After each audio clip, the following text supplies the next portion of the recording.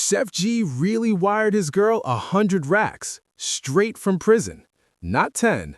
First lesson I learned in prison, don't trust nobody. You know what I'm saying?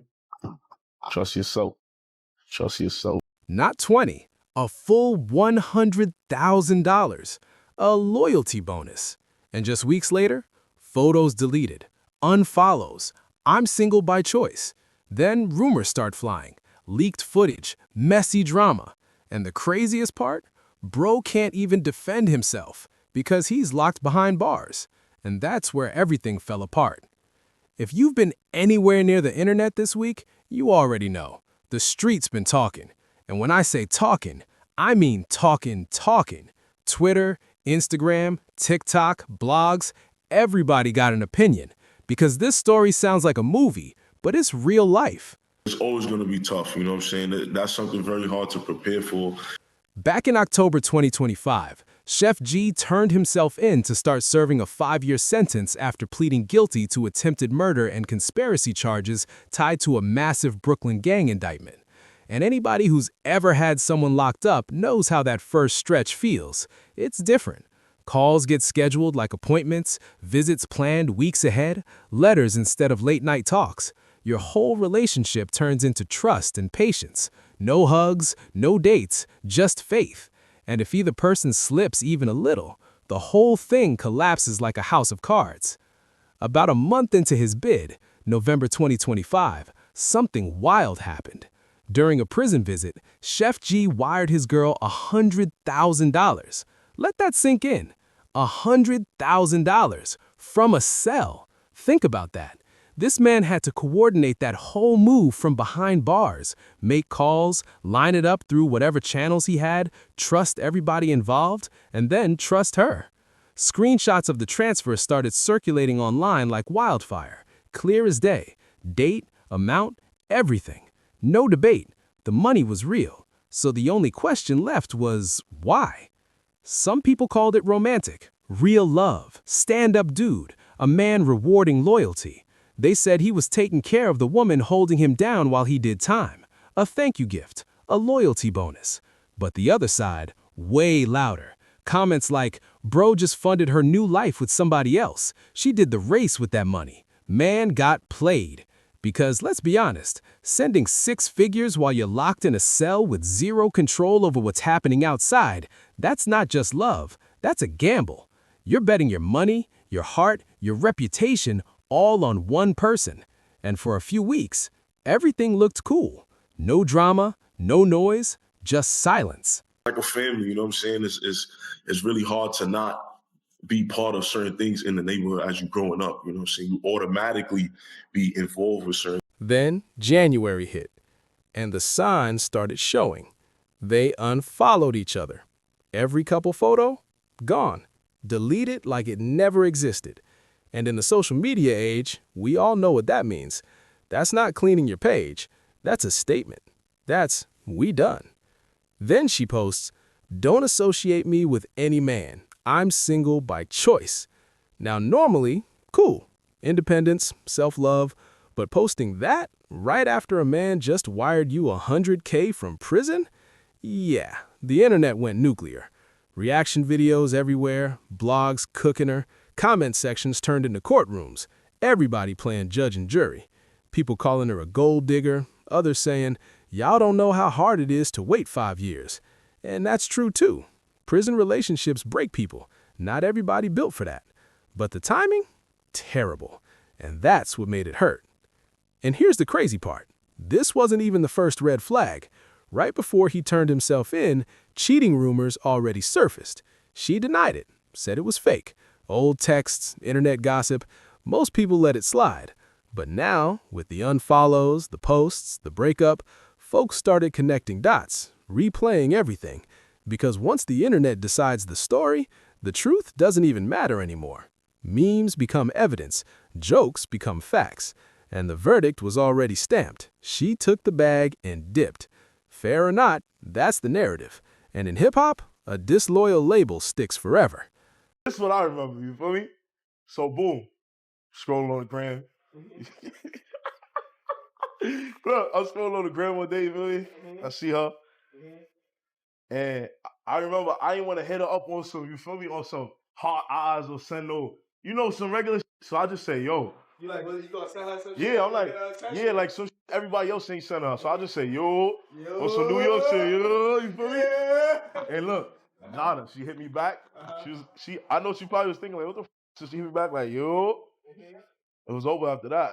And that's why this situation hits different, because ChefG ain't just some random rapper. He's one of the foundations of Brooklyn drill, a kid from Flatbush who really lived everything he rapped about.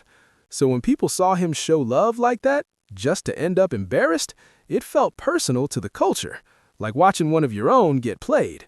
And while all this relationship drama was unfolding, the streets were rapping back, because ChefG's name was already stamped in Brooklyn history long before the prison sentence, long before the 100K, long before any of this heartbreak.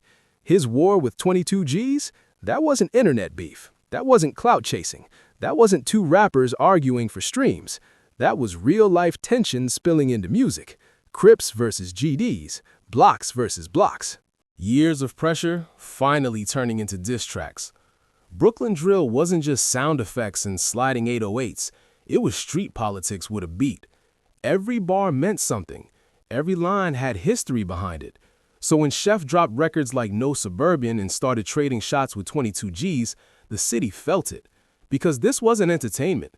This was reality being documented. Pain turned into music. And everybody who really understood Brooklyn, they knew this was deeper than rap. By 2019, Chef wasn't just another drill rapper. He was building an empire. He launched Winner Circle Entertainment with Sleepy Hallow, dropped projects like The Unlucky Lucky Kid, One and Only. Then came the hits. Gold records, millions of views. Tiptoe sampling Tiny Tim of all people, and somehow still going crazy. Features with Polo G, A Boogie with the Hoodie, Fivio Foreign, King Von. Big names, big rooms, big money. The bag was getting bigger. Tours selling out, fans multiplying. For a minute, it really looked like ChefG was about to be one of those success stories, one of those made it out the mud for real type artists. But here's the thing about the streets. Success doesn't mean you're safe, because while the music was booming, the feds were watching, quietly, patiently, building a case. Not a small one either. A 4-year investigation, over 20 NYPD units, gun violence suppression, warrant squads, surveillance teams. They had footage, texts, Instagram posts, even his own lyrics. Yeah, they were quoting his songs in court. And when it finally came crashing down in May 2023, it hit like a bomb. ChefG was named in a 140-count indictment alongside 30-plus alleged gang members. Attempted murder, conspiracy, multiple shootings, Brooklyn-wide violence. Prosecutors didn't even treat him like a rapper. They called him a gangland godfather. They claimed he used rap money to fund street hits, paying shooters, rewarding loyalty with cash and jewelry, even taking gang members out for steak dinners like it was corporate bonuses. That's how serious it got. This wasn't rap beef anymore. This was real life, real bullets, real victims, real families. And when the system comes at you like that, it's heavy. Different type of pressure. But through all that chaos, court dates, headlines, indictments, media painting him like a villain, one person stayed, didn't fold, didn't disappear, didn't distance herself. That was Kyla, foreign gal, the woman everybody thought was solid. She wasn't just a rapper's girlfriend. She had her own lane, model, makeup artist, influencer, building her own brand, independent, over 80K followers, doing her thing. But the way they met? First lesson that fatherhood taught me, first of all, shout out to my baby girl. I know you're going to watch this. Love you, baby. Fatherhood taught me that life is precious, you heard? And you really got to be there for your kids. You can't just, money ain't everything, you heard? It's the emotional support too. So make sure if you're a father and you get into the bag, make sure you did. Emotional support is needed, you heard? Especially when you have a baby girl. That part low-key felt like a movie. Chef said he saw her on Instagram and slid in her DMs with just 2 letters. No paragraph, no game, no pickup line, just, yo, that's it. And somehow, That turned into a whole family. They moved in together, built a life. Then in 2020, they had a daughter, Milani Sky. And you could hear it in his voice during interviews. Chef wasn't just talking tough anymore. He sounded like a father, like a man trying to grow, trying to change, calling Kyla my heart, my other half, saying she made him better. And you could tell he meant that. That wasn't promo talk. That was real. So when he finally took that plea deal in 2025, 5 years instead of 20, everybody assumed one thing. She's gonna wait. Because if anybody was riding, it was her. Doing everything we're supposed to do. I just want the kids and I want the youth to see the growth and the development with me and my label and all my peers around. She had already stayed through the indictment, through the media storms, through the legal mess. So people thought, nah, she different. She's solid. She ain't going nowhere. And now you understand why that $100,000 wire transfer hurt so much. It wasn't just money. It was trust. It was love. It was, I believe in you more than anybody. So when everything started falling apart after that, it didn't feel like a regular breakup. It felt like the collapse of something people actually believed in. One of the last real love stories in drill culture. Then the internet did what the internet always does. Rumors, leaked footage, scandal, crazy headlines. But here's the truth. No verified proof ever surfaced. No confirmed video. No real evidence. Just gossip, memes, speculation.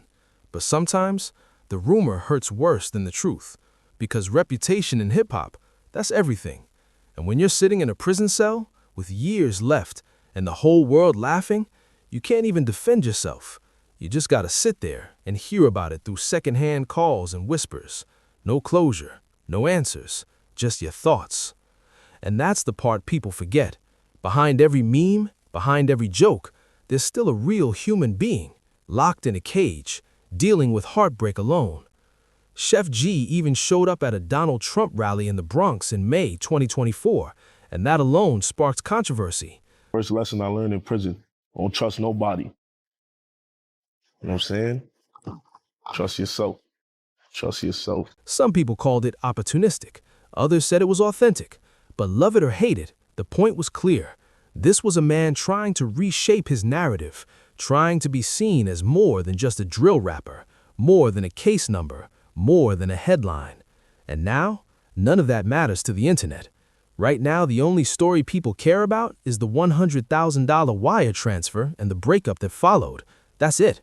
All the growth, all the effort, all the public attempts at change, completely overshadowed by relationship drama. And that's why this situation is bigger than gossip, because at its core, this is a cautionary tale on multiple levels. It's a cautionary tale about sending large sums of money when you don't have control over your own affairs. It's a cautionary tale about the strain incarceration puts on relationships and the impossible expectations people place on loyalty when time, freedom, and reality are all working against you. And it's a cautionary tale about the internet itself, how fast personal heartbreak turns into public entertainment, how someone's real pain becomes content, memes, reaction videos, punchlines, until the next story drops and everyone moves on. For ChefG specifically, this is just another chapter in a life full of extremes, from the block to the booth, from viral records to federal indictments, from platinum plaques to prison cells, from love to loss. And whether any alleged footage ever exists or not, the damage is already done. Because in the digital age, narratives don't need proof, they just need momentum. The court of public opinion has already ruled. Actually, multiple courts have, depending on which side of the internet you're standing on. And imagine dealing with that from a cell. You can't clap back, you can't correct misinformation, you can't hop on live, you can't explain your side. All you can do is sit, think, and wait. Hope that time eventually separates truth from noise. That's one of the hardest parts of incarceration nobody talks about. You're forced to watch your own life be rewritten, without you. But here's the part that matters most. ChefG's story isn't over, not even close. he's still serving his sentence. He still has years ahead of him. He still has a daughter who loves him. He still has music left in him. And if history has shown us anything about this man, it's that he knows how to survive the lowest moments. Whether his future includes reconciliation with Kyla or a completely new chapter altogether, only time will tell. But one thing is guaranteed. When ChefG eventually walks out of those prison gates, the world waiting for him will look nothing like the one he left behind. We'll keep you updated as this story continues to unfold. Until then, check out our other videos on screen. Peace.